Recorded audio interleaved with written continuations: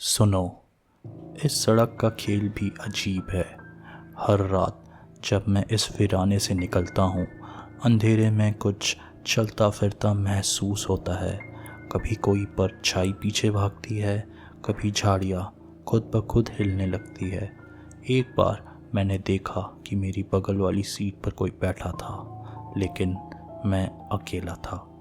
हाँ, मेरे जैसे ट्रक ड्राइवर ने ऐसी बातें सुनाई हैं, पर ये सब अब मेरी ज़िंदगी का हिस्सा बन चुका है।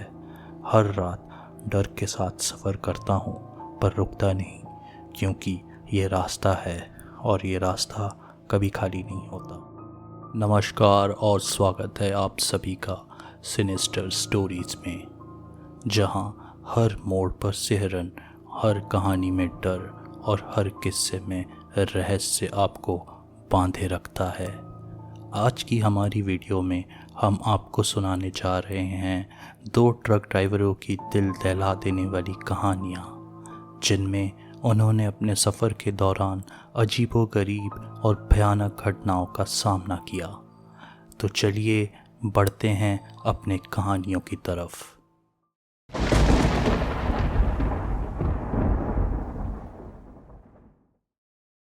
मेरा नाम शंकर है और मैं एक ट्रक ड्राइवर हूँ। मैं पिछले 15 साल से ट्रक चला रहा हूँ। मेरी सबसे आम यात्रा अब दिल्ली से मुंबई तक की होती है। ये यात्रा ज़्यादातर आसान ही होती है, लेकिन कभी कभी ये चुनौतियों से भी भरी होती है।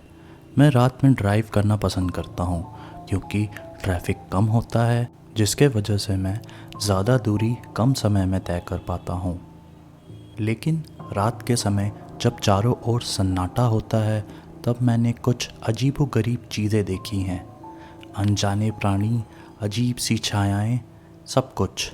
लेकिन इनमें से कुछ भी मुझे उतना नहीं डरा पाया जितना कि सड़क के किनारे चलते हुए लोगों को देखकर डर लगता है। ऐसा नहीं है कि आप उन्हें हर यात्रा में देख सकते हैं, लेकिन कभी कभी आपको इनमें से कुछ दिखाई दे जाते हैं। ये मुझे हमेशा अजीब लगता है, क्योंकि आप उन्हें दिन के समय कभी नहीं देख सकते। शायद वे दिन में कहीं और होते हैं, लेकिन रात के समय ये लोग अचानक से प्रकट हो जाते हैं। दूसरे ट्रक ड्राइवर उन्हें रात के भटकने वाले कहते हैं, लेकिन मुझे सड़क के किनारे चलने वाले कहना ज़्यादा पसंद है, क्योंकि वे हमेशा सड़क के किनारे ही होते हैं। कुछ महीने पहले की बात है, जब मैं एक बूढ़ी औरत के पास से गुज़रा। उसने अस्पताल की सफ़ेद पोशाक पहन रखी थी और वो किसी बीमार व्यक्ति की तरह लग रही थी। उसकी आंखें धसी हुई थी और उसका चेहरा पीला और झुर्रीदार था। वह सड़क के किनारे धीरे धीरे चल रही थी और उसकी चाल देखकर मुझे ऐसा लगा जैसे उसके कदमों की आवाज़ सुनाई दे रही हो। मैंने सोचा कि शायद उसे मदद की ज़रूरत हो, इसलिए मैंने ट्रक को धीमा किया और रुक गया। लेकिन ये सिर्फ शुरुआत थी। मैंने ट्रक से बाहर निकलकर उसे पुकारा, मैडम, क्या आप ठीक हैं? लेकिन उसने कोई जवाब नहीं दिया। बस वो मुस्कुराती रही और धीरे धीरे आगे बढ़ती रही। अब मेरे दिल की धड़कन तेज़ हो गई थी। मैंने अपनी टॉर्च निकाली और उसके पीछे चल पड़ा। जैसे ही मैं उसके पास पहुंचा, उसने अपना हाथ मेरी तरफ बढ़ाया। उसकी उंगलियां कांप रही थी, जैसे वो मेरे चेहरे को छूने की कोशिश कर रही हो। उसके मुंह से कोई आवाज़ नहीं निकली, बस वो पीले मसूड़ों से मेरी ओर मुस्कुराती रही और लगातार आगे भी बढ़ती रही। अब मेरा दिल ज़ोर ज़ोर से धड़क रहा था। मैंने सोचा, वो बस एक बूढ़ी औरत है जिसे मेरे मदद की ज़रूरत है। लेकिन मेरे पैर अपनी जगह पर जमे हुए थे। वो या तो वापस ट्रक की ओर जाना चाहते थे या फिर बिल्कुल भी नहीं चल रहे थे। हालांकि वो करीब आ रही थी और जैसे ही वो 10 फीट के भीतर पहुंची, उसके झुर्रियों वाले हाथ धीरे धीरे ऊपर पहुंचने लगे। उसकी उंगलियां मेरी ओर ऐसे हिल रही थी जैसे कोई दादी अपने पोते के चेहरे को छू रही हो। उसने अपना मुंह खोला लेकिन कुछ नहीं कहा, बस पीले मसूड़ों से मेरी ओर मुस्कुराई। मेरे पैर अब थक गए थे और जैसे ही मैं अपनी तरफ गिरा वो आश्चर्यजनक गति से मेरे पास पहुंची। इससे पहले कि मैं समझ पाता कि क्या हो रहा है, उसने अपनी हड्डियों जैसी उंगलियों को मेरे टखनों के इर्द गिर्द लपेट लिया। इसके बाद मैं सड़क पर घसीटा जा रहा था। हताश होकर मैंने खुद को पीछे खींचने की कोशिश की, लेकिन उसकी पकड़ असाधारण थी और मेरे वजन के बढ़ने के बावजूद उसके चाल में कोई कमी नहीं आई। वो अपनी आंखों में डूबी हुई मोती जैसी आकृति लिए और मुंह खुला रखकर मुस्कुराते हुई मेरी ओर देख रही थी। मैंने अपनी पूरी ताकत से उसे लात मारी और सौभाग्य से उसके जबड़े पर लगी। मेरे लिए बहुत ही भयानक था। ये ठोस कंक्रीट पर लात मारने जैसा था, लेकिन सौभाग्य से उसने बिना किसी स्पष्ट चोट के भी मुझे छोड़ दिया। मैं पीछे की ओर रेंगते हुए सड़क के बीच की ओर आ गया और वो सड़क के किनारे ही चलती रही। उसके हाथ पीछे की ओर गिर गए और उसका मुंह एक दबी हुई मुस्कान में बंद हो गया, लेकिन उसकी नज़र मेरी ओर ही टिकी रही क्योंकि वो धीरे धीरे मेरी टॉर्च की रोशनी से बाहर निकल रही थी। मैं इंतज़ार करता रहा जब तक कि मेरे कानों से आवाज़ धीरे धीरे कम होती गई और आधे घंटे तक स्तब्ध चुप्पी के बाद मैंने हिम्मत जुटाई और उठकर अपनी ट्रक में वापस चला गया। महिला का कोई अता पता नहीं था, लेकिन जब मैं अपने ट्रक पर चढ़ा और हाईवे पर तेज़ी से आगे बढ़ा तो मुझे उसे पकड़ने में ज़्यादा समय नहीं लगा। उसकी आंखें अभी भी मुझ पर टिकी हुई थी। मैं अपने ट्रक को तेज़ गति से उस औरत से दूर निकाल ले गया। मेरे कुछ परिचितों के अनुसार मैं सड़क के किनारे चलने वाले व्यक्ति से बातचीत करने वाला पहला इंसान हूँ और भगवान की कृपा रही तो आखिरी होऊंगा। तब से मैंने और भी बहुत कुछ देखा है। घने अंधेरे में हाईवे पर मैंने एक बार एक बच्चे को भी देखा था, लेकिन चाहे कुछ भी हो, अब मैं उनके लिए फिर कभी नहीं रुकूंगा। और अगर आप होशियार हैं तो आप भी नहीं रुकेंगे।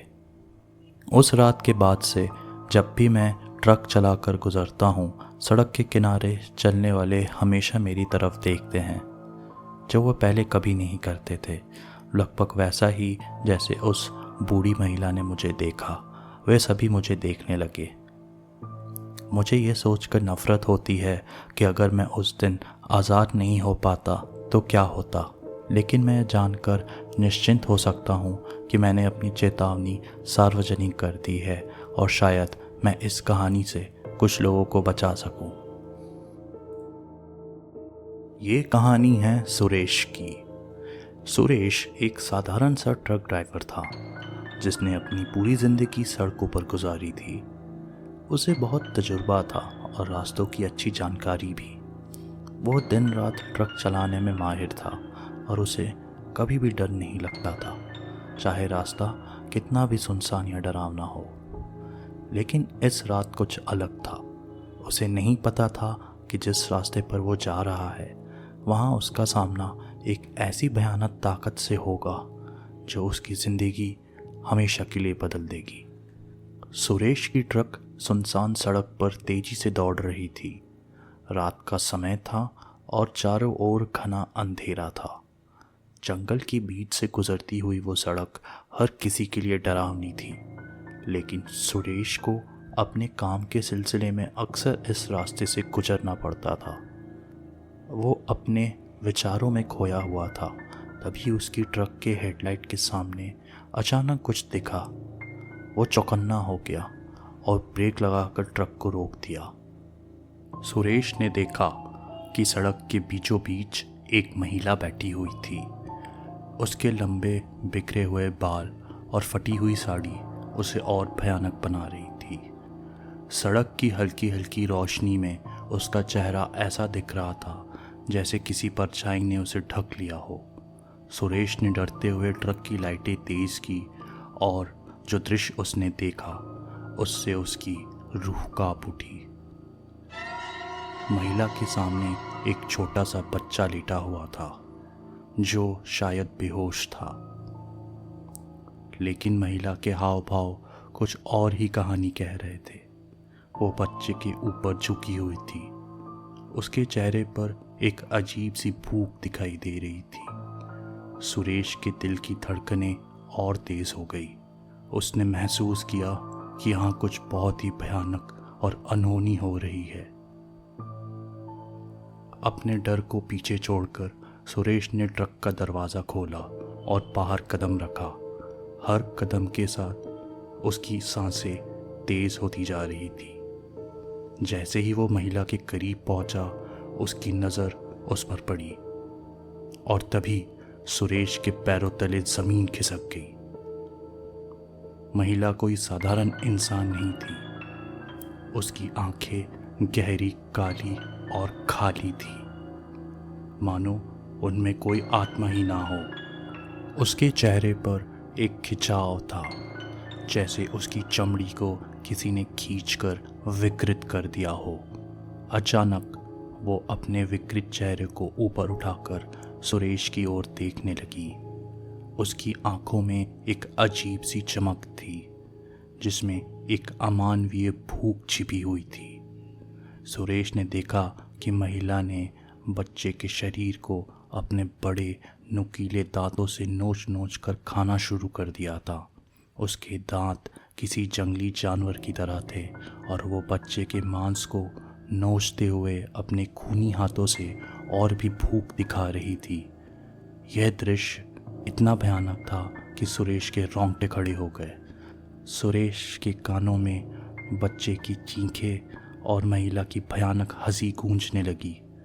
उसकी आंखों के सामने अंधेरा छाने लगा और उसने अपने अंदर एक गहरी सिहरन महसूस की।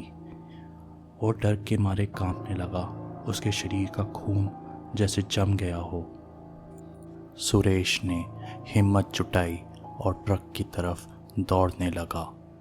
उसने जैसे तैसे ट्रक का दरवाज़ा खोला और खुद को अंदर धकेल लिया।